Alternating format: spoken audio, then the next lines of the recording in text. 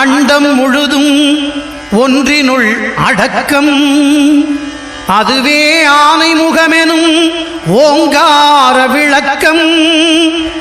சுழலும் கோள்கள் அவன் சொல் கேட்கும். அவனை தொழுதால் போதும் நல்லதே நடக்கும்.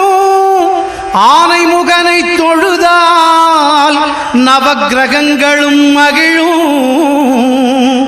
நல்லதே நடக்கும், நல்லதே நடக்கும்.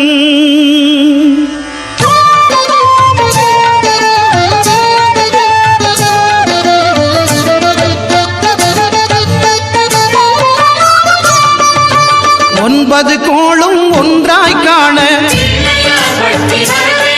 அங்கு கற்பகம் என்னும்